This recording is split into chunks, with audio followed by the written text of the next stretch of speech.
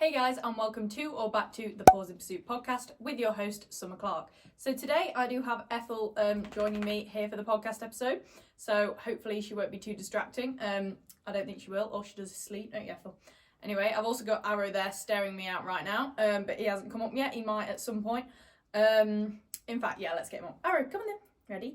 Arrow, come. Ready? Come on then. Arrow, come. Yeah, there he is. Good boy. So we have both of these guys with us today, but before I continue, I would just like to say, check out the new Paws in Pursuit podcast logo. I hope you all love it. All of you on Instagram said you loved it a lot.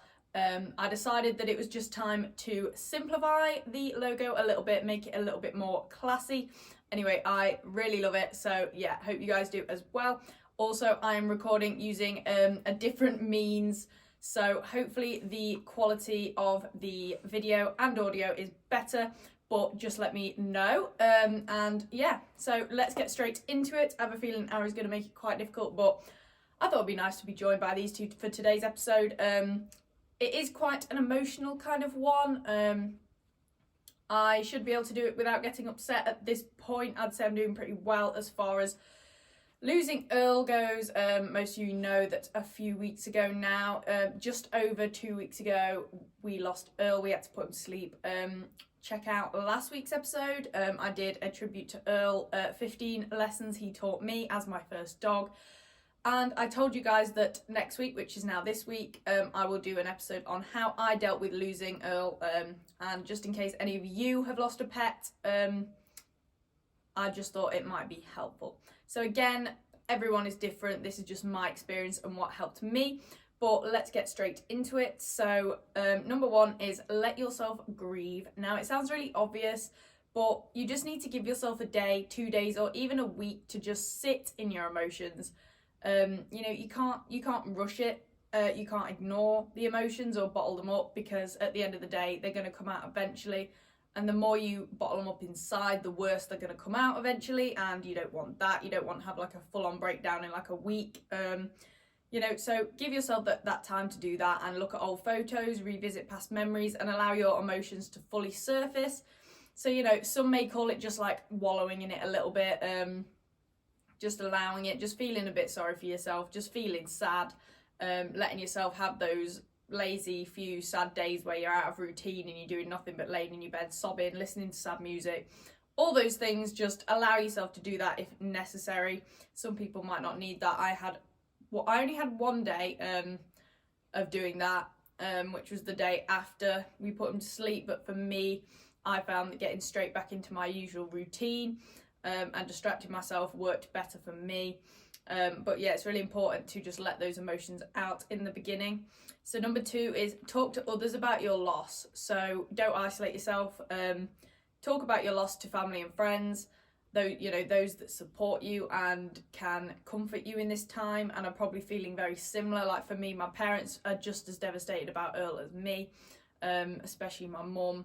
So, it's nice to share those emotions and, we all understand how it feels and can talk about it, which is really nice. And it's just nice to know that you're not alone in these feelings, isn't it? So don't bottle up your emotions, as they will hit you eventually. Like I said earlier, talk to people, obviously, unless they don't want to talk about it. But there's always going to be someone out there for you to talk to the loss about. That sentence didn't come out in English. There's always going to be someone out there for you to talk to about the loss. That is how I meant to structure that sentence. So number 3 is pick yourself up and get back into your normal routine. So after you spent those few days, few weeks, however long, sitting in your emotions, talking about it to other people, really just feeling all of the feels, try and pick yourself up, brush yourself off, get back into your normal routine, because trust me, that does help, or it did for me anyway. After giving yourself some time to grieve, get back into your familiar daily routine. Things that are familiar are going to make you feel so much better, so much more secure, safer, comforted. The usual, it makes life feel more normal. It makes life feel more normal again, and it gives you that sense of comfort. And often the activities we do in our day-to-day include things that make us feel good, things that make us happy. Even the chores, I say, having a shower, cooking, all the usual, going out to work, seeing people. All these things are your normal routine, but actually leave us feeling good after we've done them. So often you will find that just getting on with these things and pushing through them, afterwards you will just feel so much better, so much more refreshed and comforted.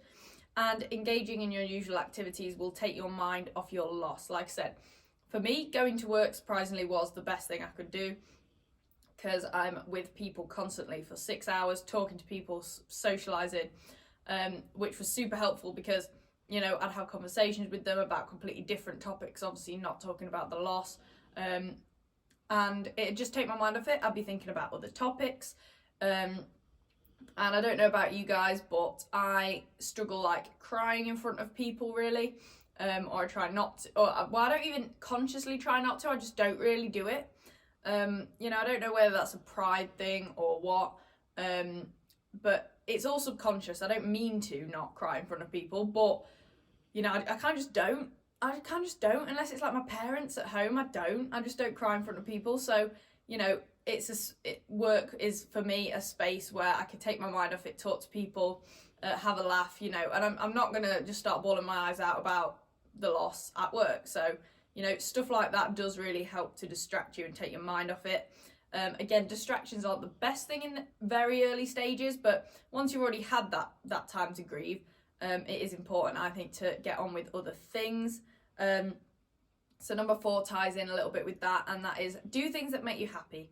So it sounds really cliche and cheesy, but plan and engage in activities that make you feel good. For example, working out. So obviously going to the gym releases endorphins. I just love it. So for me, that really helps, making me feel good.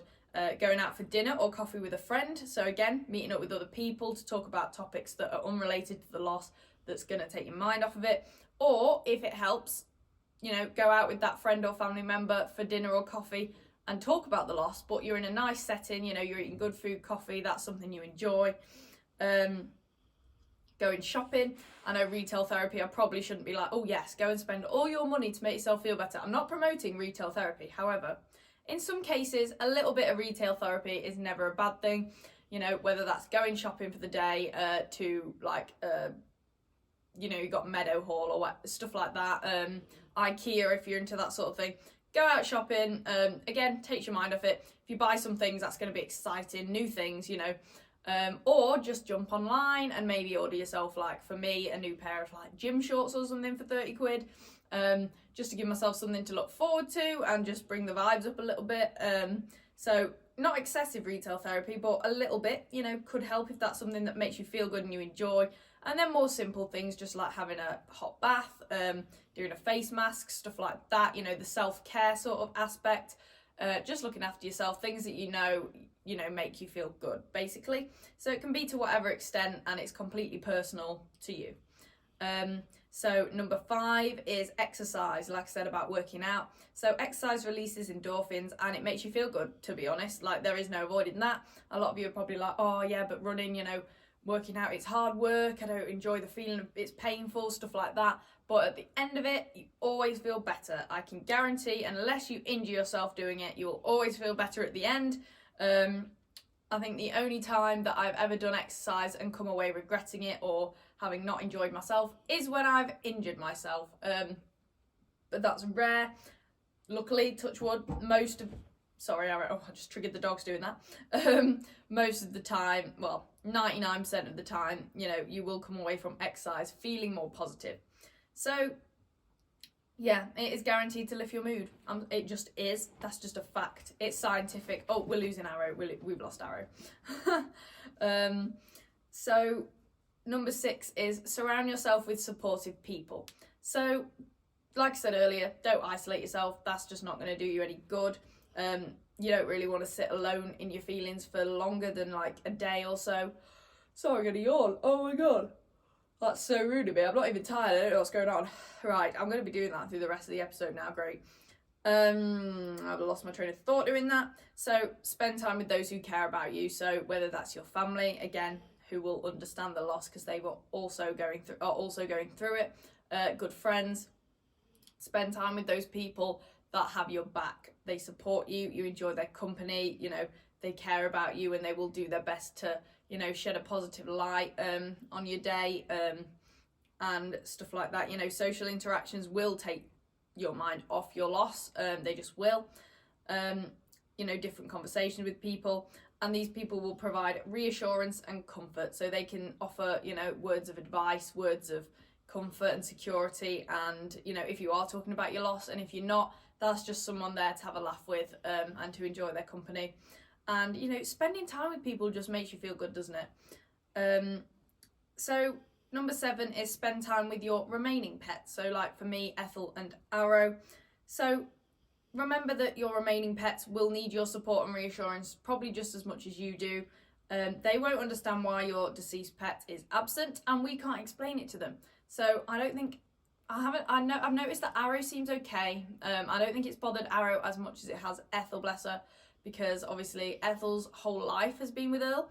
Arrow has only really known Earl for 3 years and has had Ethel there as well. I think Ethel and Arrow have a better relationship than Arrow and Earl had. You know, they play and stuff like that.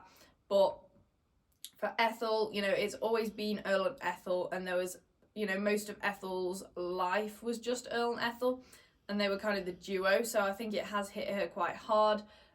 She does seem a little bit down, bless her, and she'll go and sit at the bottom of the garden, which is really strange. Like, she'll just go out, like, we'll let her out for a wee, and she'll just sit there at the bottom of the garden. So we don't know whether that's to do with Earl or anything, but I do think it has bothered her a little bit. She's doing okay, but, you know, it's nice to spend time with these pets as well, to, you know, your other pets, because, you know, they'll need your reassurance as well. They probably want some extra cuddles because they don't know what's going on at all, do they? So cuddling, walking and training them will take your mind off your loss. Again, getting out and training Arrow as usual, going to agility, takes your mind off it. You know, I've got loads of goals with Arrow and agility, so that just helps take my mind off it, give me something to focus on that's not the loss.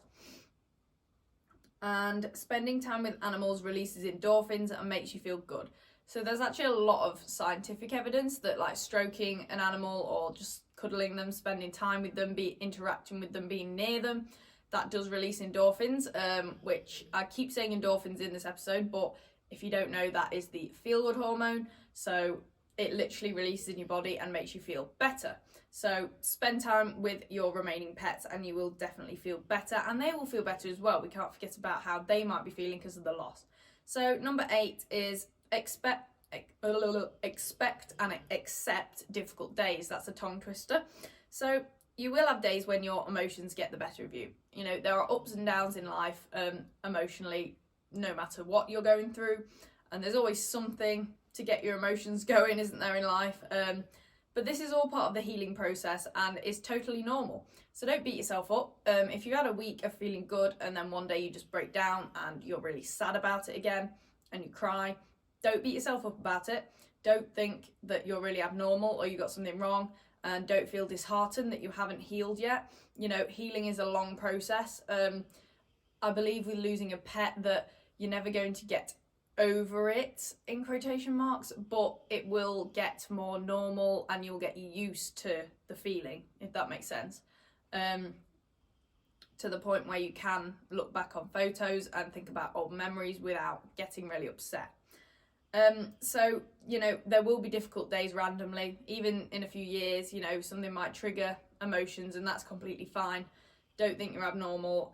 You know, everyone heals at different rates and everyone is a different level of emotional, if that makes sense. Like, for example, my mum is a more emotional person than me, so she's cried more than I have. That's just her. You know, we're both just as hurt, but, you know, you deal with it in different ways, don't you? And everyone is just different, and how they react to situations is different, and how they express those same emotions is different. So try not to compare. And then number 9 is create goals for yourself and give yourself things to work towards. So like I said earlier with Arrow's agility, oh my god, I'm gonna go on again. Oh, what is going on? Okay, so Tell me if you've yawned in this, because that's really funny. I bet I've spread it to everyone. So creating a goal for yourself and giving yourself something to work towards will give you something to focus on. For example, hitting a new PR at the gym. So if anyone's not a gym bro like me, that's personal record. Joking, I'm not a gym bro. I don't think. Gym rat, let's say gym rat. Completing a project. So if you started a project, working on that, getting that done.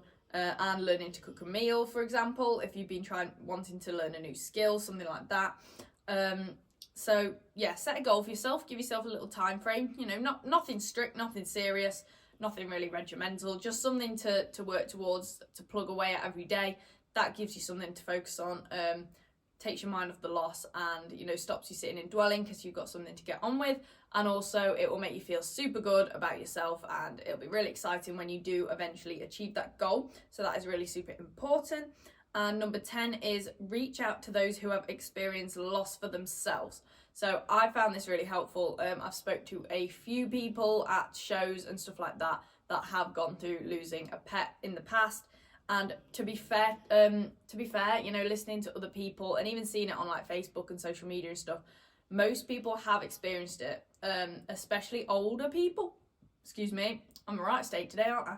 So especially older people, by older I mean older than like early 20s, late teens, early 20s, around my generation. Anyone in older generations, pretty much in the dog world, has lost a dog at some point.